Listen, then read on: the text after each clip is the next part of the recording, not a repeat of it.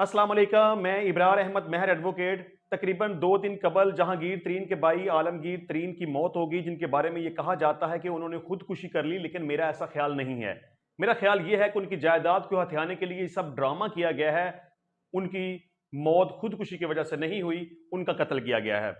और जो खत लाश के पास से बरामद हुआ, उसमें काफी सारे शकूक व शुबहात पाए जाते हैं। बहुत सारी ऐसी बातें हैं जिनको डिस्कस किया जा सकता है, बहुत सारी ऐसी बातें जिनके ऊपर तफ्तीश की जा सकती है। और मैं समझता हूं अगर इस सारे केस की प्रॉपर तरीके से इन्वेस्टिगेशन हो तो यकीनन ये बात सामने आएगी कि ये खुदकुशी नहीं था, ये मर्डर था। मैं चंद एक पॉइंट्स आपके सामने रखता हूं और मैं उम्मीद करूंगा कि आप इसके ऊपर बेहतर तजिया कर सकते हैं और अपनी राय का इजहार कर सकते हैं।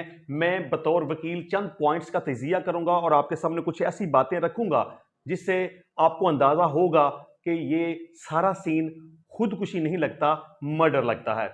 वाकया कुछ इस तरह हुआ कि बयान ये किया गया कि मुलाजिम ने यह कहा गया कि मैंने आलमगीर तरीन को जगाने के लिए दरवाजा खटखटाया, दरवाजा नहीं खुला तो मैंने खिड़की के रास्ते देखा कि वो खून में लथपथ पड़े थे। मैंने फौरी तौर पे जहांगीर तरीन को इतला दी, वो आए, दरवाजा खोला गया, उनकी डेड बॉडी को देखा गया। तो वहां जाके ये पता चला कि उन्होंने अपनी दाएं कनपट्टी के ऊपर पिस्टल रख के फायर मारा, जिससे उनकी मौत वाकया हो गई। वहां लाश के पास एक पिस्टल भी मौजूद था और एक खत भी मौजूद था। अब पुलिस ने वक्ती तौर पर जो हल्की फुल्की इन्वेस्टिगेशन की, उन्होंने कहा कि हमने पिस्टल को और खत को फ्रांसिक के लिए भेज दिया गया है। अब यहां सबसे पहला क्वेश्चन ये है कि क्या वो खत जिसके बारे में ये कहा जाता है कि वो आलमगीर तरीन ने लिखा, क्या वाकई उनके हाथ का लिखा हुआ खत था या नहीं था? ये बात इन्वेस्टिगेशन से पता चलेगी और फ्रांसिक रिपोर्ट से पता चलेगी।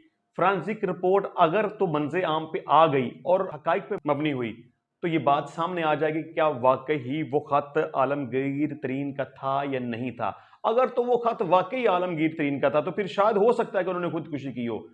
लेकिन अगर वो खत उनका ना निकला तो, क्योंकि खत को के मतन को पढ़ने के बाद ये बात सामने आती है कि शायद जिस तरह की वजूहात लिखी गई हैं, इतनी छोटी छोटी वजूहात की बुनियाद पे कोई बंदा खुदकुशी नहीं करता। क्योंकि वो एक बड़ा बिजनेसमैन था, वो मुल्तान सुल्तान का मालिक था।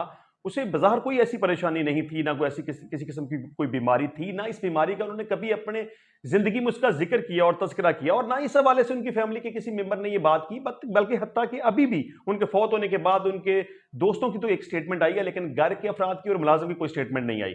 बहरहाल, सबसे पहली बात मैं खत को पढ़ के सुनाता हूं कि खत की स्टोरी क्या थी, उसके बाद बात को आगे डिस्कस करते हैं।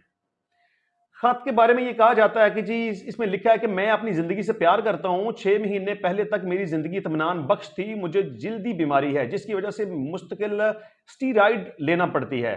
चेहरे की जिल्दी बीमारी के इलाज के बाद चेहरे की बाएं जिल्द को नुकसान हुआ है। मुझे कोई फायदा नहीं हो रहा था, चेहरे की जिल्द को नुकसान पहुंच रहा था। खत में मजीद ये भी लिखा कि जिल्दी बीमारी से आंखें मुतासर हुई, जिसके बायस पढ़ना तक बंद कर दिया। कमर दर्द के बाद से रात को नींद की गोलियां तक खानी पड़ती हैं। भरपूर जिंदगी गुजारी है, डॉक्टरों के चक्कर नहीं लगाना चाहता। तहरीर के मतन के मुताबिक यह भी है कि उन्होंने अपने भाई जहांगीर तरीन को मुखातब करते हुए लिखा कि जहांगीर, मेरे नौकर आलम का ख्याल रखना। मेरे मुलाजिम ने सारी जिंदगी मेरी खिदमत की है, इसको पुलिस परेशान ना करे। अब सबसे पहली बात, जो खत लाश के पास से बरामद हुआ है उसको पढ़ने के बाद ऐसा नहीं लगता कि आपको ऐसा लगता है कि नहीं मामूली बीमारी की वजह से कोई शख्स सुसाइड अटेम्प्ट कर ले? अगर उसको कोई छोटी मोटी जल्दी बीमारी है तो क्या उसने उसका जिक्र अपनी जिंदगी के अंदर किया? नहीं किया। उसने क्या इसका जिक्र अपने दोस्तों के सामने किया? नहीं किया, क्योंकि उसके दोस्तों की ये स्टेटमेंट है कि इसने आज तक हमारे सामने इस बात का जिक्र नहीं किया कि उसे कोई बीमारी थी।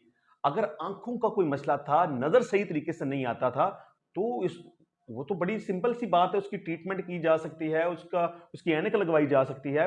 आजकल तो कोई ऐसा मुश्किल नहीं, ऐनक लगाएं तो नजर बिल्कुल सही तरीके से काम करती है।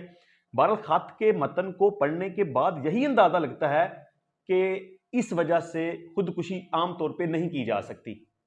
और दूसरी बात, उन्होंने अपनी जिंदगी में भी इस तरह की कोई ऐसी बात नहीं की, और खास तौर पे उनके दोस्तों का यह कहना है कि आज तक आलमगीर तरीन ने हमारे सामने इस तरह का कोई इजहार नहीं किया कि उसे किसी किस्म की कोई बीमारी थी। क्योंकि जब भी एक बंदे को किसी किस्म का कोई अगर प्रॉब्लम हो, मसला हो, तो वो डेफिनेटली अपने दोस्तों के साथ उसका जिक्र करता है कि मुझे फलां मसला है, फलां बीमारी है। लेकिन दोस्त ये कहते हैं कि हमें इसके बारे में बिल्कुल भी पता नहीं।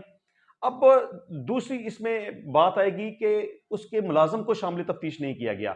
मैं समझता हूं कि अगर मुलाजम को शामिल तफ्तीश कर लिया जाए, उसकी प्रॉपर तरीके से इन्वेस्टिगेशन हो जाए, तो असल हकाइक सामने आ जाएंगे। लेकिन मुलाजम को अभी तक शामिल तफ्तीश क्यों नहीं किया गया, और खत में ये बात क्यों लिख दी गई है कि मेरे मुलाजम को तंग मत करना?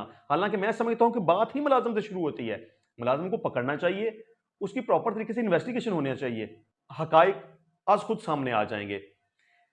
अच्छा, इसके अलावा घर वालों की तरफ से किसी किस्म की कोई ऐसी स्टेटमेंट सामने नहीं आई कि होता है ना कि बंदा कहता है कि हाँ वाकई ये पहले इनको किसी किस्म की कोई बीमारी थी, कोई मसला था, कोई परेशानी थी, इस हवाले से ये हमारे साथ इसका जिक्र कर चुके हैं, या ये भी कहते हैं कि हमें ये तो पता ही नहीं, इन्होंने हमारे सामने इस बात का कभी जिक्र ही नहीं किया।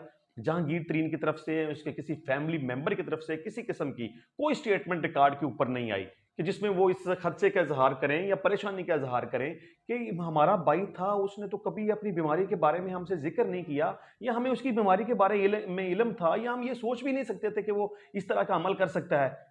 उसके फैमिली मेंबर की जानब से, जहांगीर तरीन की तरफ से कोई भी ऐसी स्टेटमेंट का मंजर आम पर ना आना शुकूक व शुबहात पैदा करता है। और इसके साथ साथ दोस्तों का ये कहना कि हमें उसकी बीमारी के बारे में इल्म नहीं था, ये भी शुकूक व शुबहात पैदा करता है।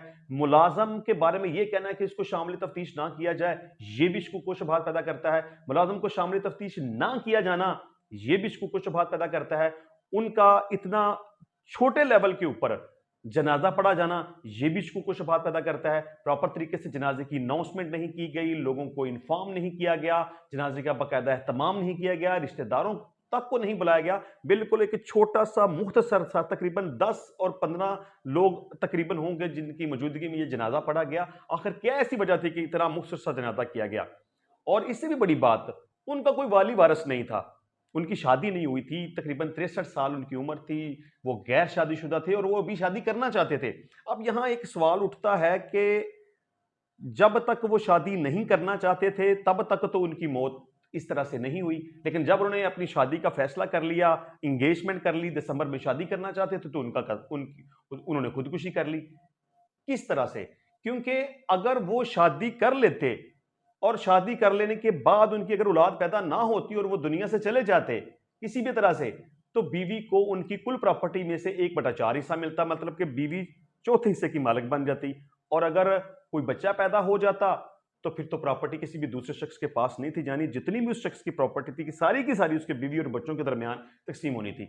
तो मैं समझता हूं कि इस केस के अंदर जितने ज्यादा शकूक शुबहात हैं और जिस तरीके से इस केस को डील किया जा रहा है, इसमें बहुत बहुत कंफ्यूजन है, बहुत उलझने हैं इसके अंदर। इसकी प्रॉपर तरीके से तफ्तीश होना बनती है, लेकिन मैं नहीं समझता कि इसकी ये प्रॉपर तरीके से तफ्तीश करेंगे या तफ्तीश होने देंगे। और मैं नहीं समझता कि जो जो खत डेड बॉडी के पास से मिला है वो फ्रांसिक के पास भेजा गया है, तो उसकी कभी फ्रांसिक से रिपोर्ट भी वापस आएगी कि नहीं आएगी।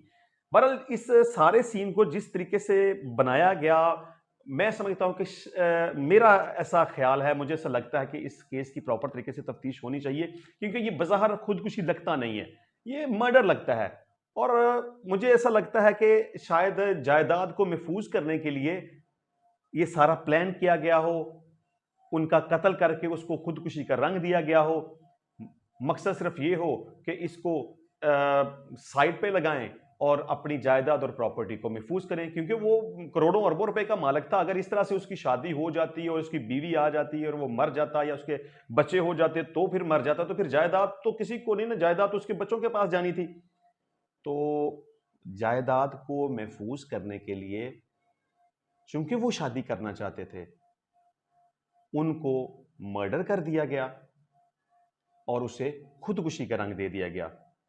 हालांकि सारे सीन को देखने के बाद, तमाम बातों को डिस्कस करने के बाद, उनका मौत का ये सारा सीन खुदकुशी नहीं लगता, मर्डर लगता है।